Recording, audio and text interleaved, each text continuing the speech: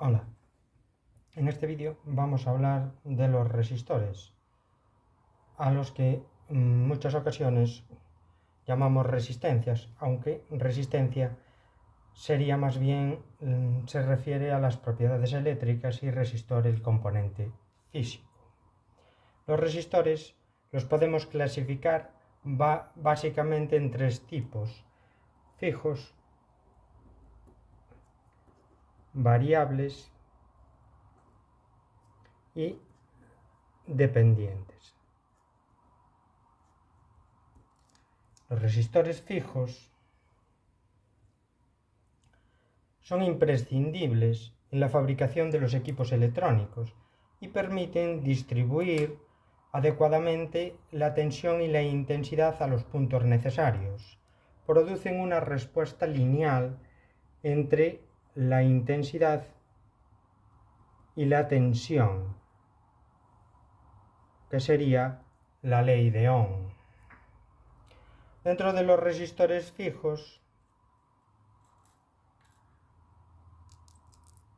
cuando nos situamos en potencias disipadas hasta de 2 vatios, los resistores suelen regirse por un código de colores para determinar su valor óhmico, donde poseen un conjunto de bandas de colores que debemos mirar desde la izquierda hacia la derecha, siendo los dos primeros colores cifras significativas y el tercer color representaría el factor multiplicador o el número de ceros que tengo que añadir al valor. Por ejemplo, en este caso, naranja, 3 y rojo, 2 ceros. Sería una resistencia de 3300 ohmios.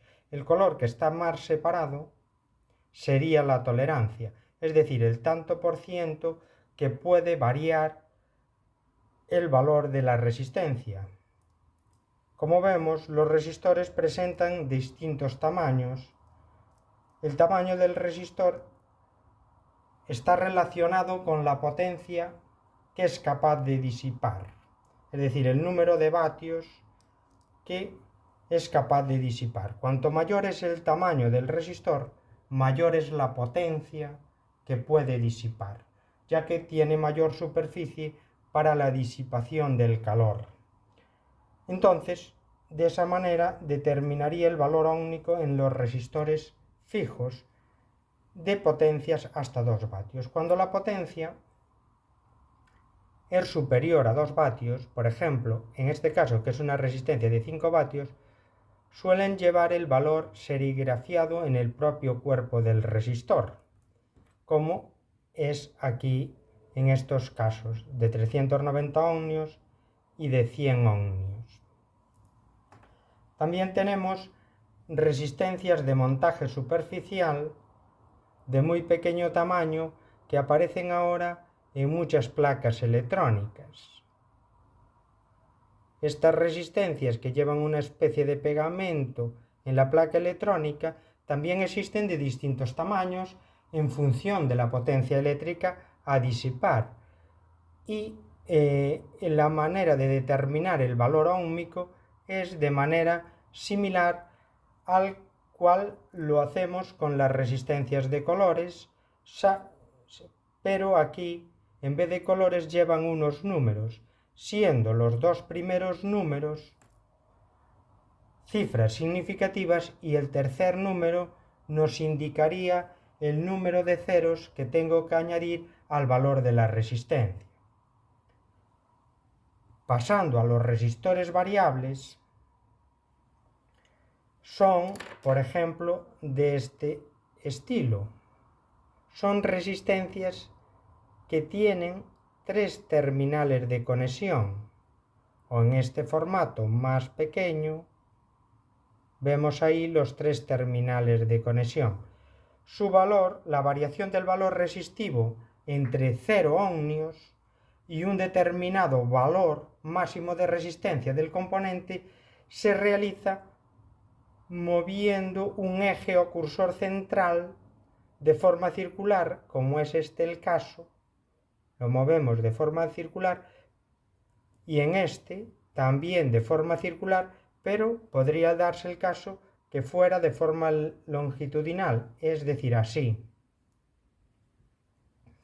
El comportamiento en el circuito es como si fuese una resistencia fija, pero existe la posibilidad de obtener una curva de variación de la resistencia total de tres tipos diferentes, es decir, de una forma lineal, como es el caso de las resistencias fijas, o bien una variación logarítmica negativa. ¿Qué quiere decir eso?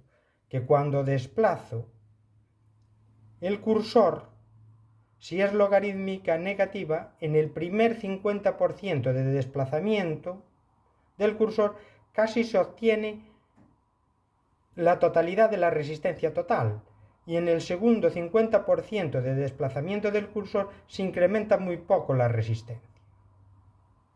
Sin embargo, si la variación es logarítmica positiva, quiere decir que cuando desplazo el 50% del desplazamiento del cursor, he obtenido poca variación de la resistencia. Sin embargo, en el restante 50% se incrementaría mucho la resistencia. Según la forma y el grado de variabilidad de la resistencia, podemos clasificarlos en variables, como sería este el caso, donde normalmente se accionan desde el exterior y son para nivel usuario, digamos. Gira en un eje entre 0 y 270 grados o bien longitudinalmente. El sentido de giro se realiza con las agujas del reloj para aumentar el parámetro que controlan. ¿Sí? Aquí tengo el otro tipo, estos serían los variables, estos serían los ajustables. En el caso de los ajustables necesito de un destornillador o un calibrador. Normalmente están en el interior de los equipos electrónicos y no están al acceso de los usuarios, sino del personal técnico especializado. Estos resistores variables son los que conocemos habitualmente con los nombres de reóstatos y potenciómetros. Los podemos encontrar, por ejemplo, en el control de brillo de un televisor. En el caso del automóvil, ejemplos podrían ser, por ejemplo, el sensor que mide la posición del pedal del acelerador. Es un potenciómetro el cual la centralita alimenta con una determinada tensión dos de estos terminales y en base al nuevo terminal que queda, las variaciones de tensión que se producen con respecto a ese terminal sabe la posición del acelerador en cada momento para inyectar más o menos combustible en el cilindro. O, por ejemplo, un aforador para medir el nivel de combustible en el depósito. Una boya va a moverse en función de la cantidad de líquido que tenga en el depósito. Esa boya está unida a la aguja del cursor que se moverá a través de una resistencia. Colocando más o menos resistencia determinará el nivel de líquido en el depósito de combustible.